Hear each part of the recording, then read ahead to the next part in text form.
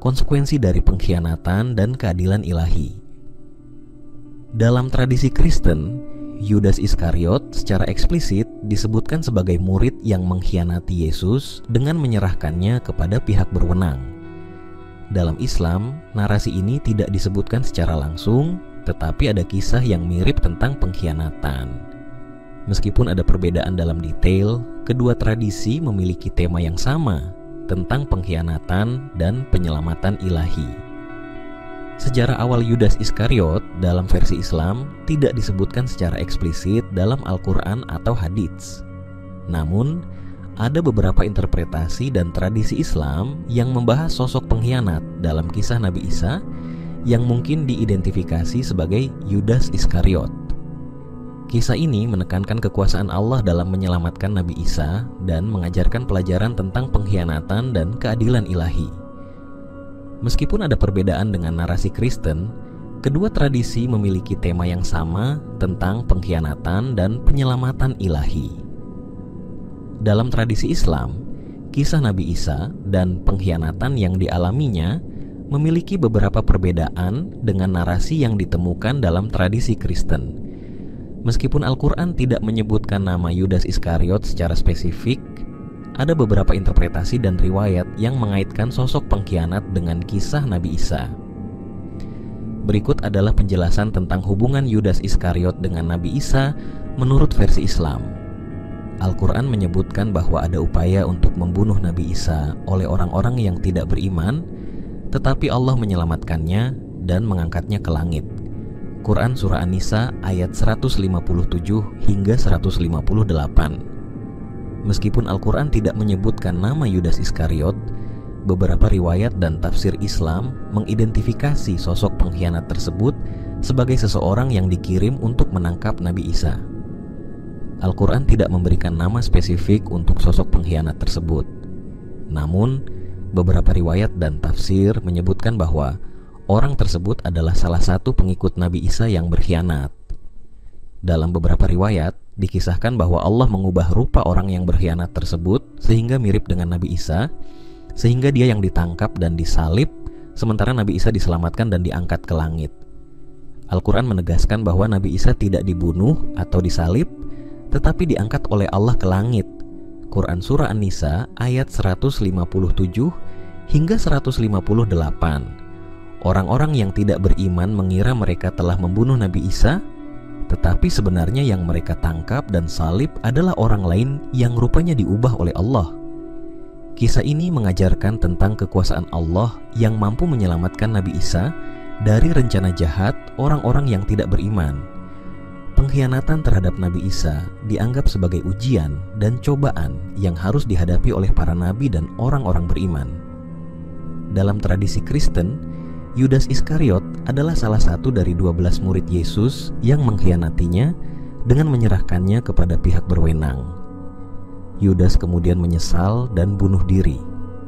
Meskipun ada perbedaan dalam narasi, kedua tradisi memiliki tema yang sama tentang pengkhianatan dan penyelamatan.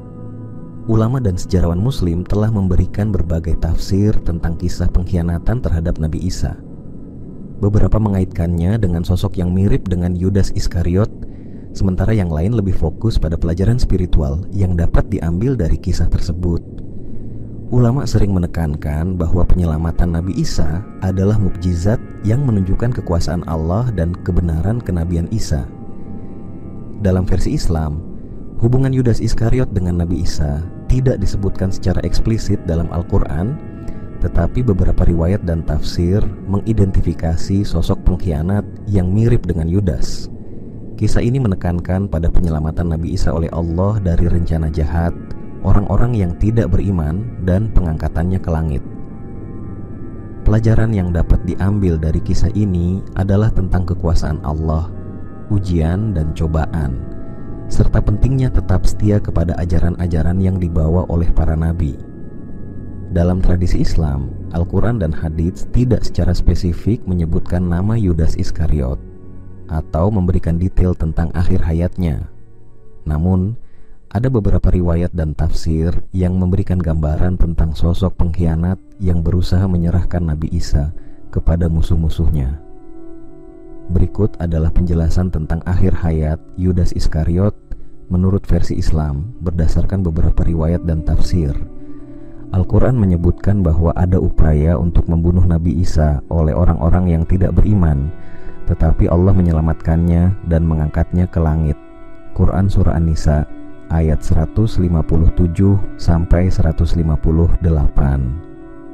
Beberapa riwayat dan tafsir mengidentifikasi sosok pengkhianat tersebut sebagai seseorang yang dikirim untuk menangkap Nabi Isa. Meskipun tidak disebutkan namanya, beberapa sumber mengaitkannya dengan sosok yang mirip dengan Yudas Iskariot. Menurut beberapa riwayat, Allah mengubah rupa orang yang berkhianat tersebut sehingga mirip dengan Nabi Isa. Akibatnya, orang-orang yang tidak beriman menangkap dan menyalib orang tersebut, mengira bahwa mereka telah menangkap Nabi Isa. Nabi Isa diselamatkan oleh Allah dan diangkat ke langit, sementara orang yang berkhianat tersebut mengalami nasib yang sebaliknya. Beberapa riwayat menyebutkan bahwa orang yang berkhianat tersebut akhirnya mati, baik karena disalib atau karena sebab lain. Kematiannya dianggap sebagai hukuman atas pengkhianatannya. Dalam beberapa tafsir dikisahkan bahwa orang yang berkhianat tersebut mengalami nasib yang buruk sebagai akibat dari perbuatannya. Hal ini dianggap sebagai pelajaran tentang konsekuensi dari pengkhianatan dan kejahatan. Kisah ini mengajarkan tentang kekuasaan Allah yang mampu menyelamatkan Nabi Isa dari rencana jahat orang-orang yang tidak beriman. Pengkhianatan terhadap Nabi Isa dianggap sebagai dosa besar yang memiliki konsekuensi serius, baik di dunia maupun di akhirat. Dalam tradisi Kristen, Yudas Iskariot adalah salah satu dari 12 murid Yesus yang mengkhianatinya dengan menyerahkannya kepada pihak berwenang. Yudas kemudian menyesal dan bunuh diri. Meskipun ada perbedaan dalam narasi, kedua tradisi memiliki tema yang sama tentang pengkhianatan dan konsekuensinya. Ulama dan sejarawan Muslim telah memberikan berbagai tafsir tentang kisah pengkhianatan terhadap Nabi Isa. Beberapa mengaitkannya dengan sosok yang mirip dengan Yudas Iskariot, sementara yang lain lebih fokus pada pelajaran spiritual yang dapat diambil dari kisah tersebut. Ulama sering menekankan bahwa penyelamatan Nabi Isa adalah mukjizat yang menunjukkan kekuasaan Allah dan kebenaran kenabian Isa. Dalam versi Islam, akhir hayat Yudas Iskariot tidak disebutkan secara eksplisit dalam Al-Quran, tetapi beberapa riwayat dan tafsir mengidentifikasi sosok pengkhianat yang mirip dengan Yudas. Kisah ini menekankan pada penyelamatan Nabi Isa oleh Allah dari rencana jahat orang-orang yang tidak beriman dan pengangkatannya ke langit. Pelajaran yang dapat diambil dari kisah ini adalah tentang kekuasaan Allah, konsekuensi pengkhianatan, dan pentingnya tetap setia kepada ajaran-ajaran yang dibawa oleh para nabi. Pandangan sejarawan Muslim dan ulama Islam tentang akhir hayat Yudas Iskariot tidak didasarkan pada sumber utama Islam seperti Al-Quran atau hadits, karena kedua sumber tersebut tidak menyebutkan nama Yudas Iskariot secara spesifik. Namun, beberapa riwayat, tafsir, dan literatur Islam memberikan gambaran tentang sosok pengkhianat yang berusaha menyerahkan Nabi Isa kepada musuh-musuhnya. Berikut adalah pandangan sejarawan Muslim dan ulama Islam terkait akhir hayat Yudas Iskariot. Al-Quran tidak menyebutkan nama Yudas Iskariot secara eksplisit. Kisah pengkhianatan terhadap Nabi Isa disebutkan secara umum, tetapi tanpa identifikasi nama pelaku. Ulama dan sejarawan Muslim lebih fokus pada peristiwa pengkhianatan dan penyelamatan Nabi Isa oleh Allah, bukan pada identitas individu pengkhianat. Beberapa riwayat dan tafsir menyebutkan bahwa ada seorang pengikut Nabi Isa yang berkhianat dengan menunjukkan lokasi Nabi Isa kepada musuh-musuhnya. Meskipun tidak disebutkan namanya, beberapa sumber mengaitkannya dengan sosok yang mirip dengan Yudas Iskariot. Menurut beberapa riwayat, Allah mengubah rupa pengkhianat tersebut sehingga mirip dengan Nabi Isa. Akibatnya, orang-orang yang tidak beriman menangkap dan menyalib orang tersebut, mengira bahwa mereka telah menangkap Nabi Isa. Beberapa riwayat menyebutkan bahwa pengkhianat tersebut akhirnya mati, baik karena disalib atau karena sebab lain. Kematiannya dianggap sebagai hukuman atas pengkhianatannya. Dalam beberapa tafsir, dikisahkan bahwa pengkhianat tersebut mengalami nasib yang buruk sebagai akibat dari perbuatannya. Hal ini dianggap sebagai pelajaran tentang konsekuensi dari pengkhianatan dan kejahatan. Ulama menekankan bahwa kisah ini menunjukkan kekuasaan Allah dalam menyelamatkan Nabi Isa dari rencana jahat orang-orang yang tidak beriman. Pengkhianatan terhadap Nabi Isa dianggap sebagai dosa besar yang memiliki konsekuensi serius, baik di dunia maupun di akhirat. Kisah ini juga dianggap sebagai ujian bagi umat beriman untuk tetap setia kepada ajaran-ajaran yang dibawa oleh para nabi. Dalam tradisi Kristen, Yudas Iskariot adalah salah satu dari 12 murid Yesus yang mengkhianatinya dengan menyerahkannya kepada pihak berwenang. Yudas kemudian menyesal dan bunuh diri. Meskipun ada perbedaan dalam narasi, kedua tradisi memiliki tema yang sama tentang pengkhianatan dan konsekuensinya. Ulama seperti Ibnu Katsir, At-Tabari, dan Al-Qurtubi memberikan tafsir tentang kisah pengkhianatan terhadap Nabi Isa. Mereka lebih fokus pada pelajaran spiritual dan mukjizat Allah daripada identitas individu pengkhianat. Sejarawan Muslim seperti Al-Mas'udi dan Ibnu Khaldun tidak memberikan detail spesifik tentang akhir hayat Yudas Iskariot karena hal tersebut tidak tercatat dalam sumber-sumber utama Islam. Pandangan sejarawan Muslim dan ulama Islam tentang akhir hayat Yudas Iskariot didasarkan pada riwayat dan tafsir yang mengisahkan tentang sosok pengkhianat yang berusaha menyerahkan Nabi Isa kepada musuh-musuhnya. Meskipun tidak ada nama Yudas Iskariot yang disebutkan secara eksplisit, kisah ini menekankan pada penyelamatan Nabi Isa oleh Allah dan nasib buruk yang dialami oleh pengkhianat tersebut. Pelajaran yang dapat diambil dari kisah ini adalah tentang kekuasaan Allah, konsekuensi pengkhianatan, dan pentingnya tetap setia kepada ajaran-ajaran yang dibawa oleh para nabi. Ulama dan sejarawan Muslim lebih fokus pada aspek spiritual dan mukjizat dalam kisah ini daripada identitas individu pengkhianat. Hal ini mencerminkan pendekatan Islam yang lebih menekankan pada pelajaran moral dan keimanan daripada detail historis yang tidak disebutkan dalam sumber-sumber utama. Meskipun nama Yudas Iskariot tidak disebutkan secara eksplisit dalam Al-Quran atau hadits, kisah pengkhianatan terhadap Nabi Isa dalam tradisi Islam mengandung hikmah dan pelajaran yang mendalam. Berdasarkan riwayat dan tafsir Islam, sosok pengkhianat yang berusaha menyerahkan Nabi Isa kepada musuh-musuhnya dianggap sebagai contoh dari kejahatan dan pengkhianatan. Berikut adalah beberapa hikmah yang dapat diambil dari kisah ini menurut versi Islam. Kisah ini menunjukkan kekuasaan Allah dalam menyelamatkan Nabi Isa dari rencana jahat orang-orang yang tidak beriman. Allah mengubah rupa pengkhianat sehingga mirip dengan Nabi Isa dan mengangkat Nabi Isa ke langit. Quran Surah An-Nisa 157-158. Hal ini mengajarkan bahwa Allah Maha Kuasa atas segala sesuatu dan mampu melindungi hamba-hambanya yang saleh dari kejahatan. Pengkhianat tersebut mengalami nasib buruk sebagai akibat dari perbuatannya. Dalam beberapa riwayat, dia ditangkap dan disalib oleh musuh-musuhnya, mengira bahwa mereka telah menangkap Nabi Isa.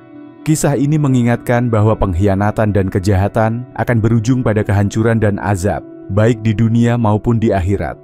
Pengkhianatan terhadap Nabi Isa dianggap sebagai ujian bagi umat beriman untuk tetap setia kepada ajaran-ajaran yang dibawa oleh para nabi. Umat beriman harus tetap teguh dalam keimanan dan tidak tergoda oleh tipu daya dunia atau pengkhianatan orang-orang di sekitarnya. Kisah ini mengajarkan pentingnya kesetiaan dan kejujuran dalam hubungan antar manusia, terutama dalam konteks keimanan dan pengabdian kepada Allah. Seorang muslim harus selalu menjaga amanah dan tidak mengkhianati kepercayaan yang diberikan kepadanya. Pengkhianat tersebut dihukum oleh Allah dengan cara yang adil, yaitu dengan menggagalkan rencananya dan membuatnya mengalami nasib buruk. Allah Maha Adil dan tidak akan membiarkan kejahatan berlalu tanpa konsekuensi. Setiap perbuatan akan dibalas sesuai dengan apa yang dilakukan. Pengkhianat tersebut dianggap sombong dan angkuh karena berani melawan kehendak Allah dan berusaha mencelakakan Nabi Isa. Kesombongan dan keangkuhan adalah sifat yang dibenci oleh Allah dan akan berujung pada kehancuran. Kisah pengkhianatan terhadap Nabi Isa diabadikan dalam Al-Quran sebagai peringatan bagi umat manusia agar tidak mengulangi kesalahan yang sama. Umat Islam diajarkan untuk mengambil pelajaran dari sejarah dan kisah-kisah para nabi agar tidak terjerumus dalam kesesatan. Nabi Isa diangkat oleh Allah ke langit sebagai tanda kemuliaan dan perlindungan Allah terhadapnya. Hal ini menunjukkan kedudukan tinggi Nabi Isa dalam Islam. Umat Islam diajarkan untuk menghormati semua nabi, termasuk Nabi Isa, sebagai utusan Allah yang membawa kebenaran. Dalam Islam, diyakini bahwa Nabi Isa akan kembali ke bumi pada akhir zaman untuk memerintah dengan adil dan membawa keadilan. Quran Surah Az-Zukhruf 61. Hal ini mengajarkan tentang pentingnya beriman kepada hari akhir dan peran Nabi Isa dalam menegakkan keadilan di akhir zaman. Kisah pengkhianatan terhadap Nabi Isa dalam versi Islam, meskipun tidak menyebutkan nama Yudas Iskariot secara eksplisit, mengandung banyak hikmah dan pelajaran berharga. Hikmah-hikmah tersebut meliputi kekuasaan Allah dalam menyelamatkan nabinya, konsekuensi dari pengkhianatan, pentingnya kesetiaan dan kejujuran, serta keadilan Allah. Kisah ini juga mengajarkan tentang kesombongan, keangkuhan, dan pentingnya mengambil pelajaran dari sejarah. Ulama dan sejarawan Muslim lebih fokus pada aspek spiritual dan moral dari kisah ini, daripada detail historis yang tidak disebutkan dalam sumber-sumber utama. Dengan demikian, kisah ini menjadi pengingat bagi umat Islam untuk selalu setia kepada ajaran Allah dan menjauhi perbuatan khianat serta kejahatan.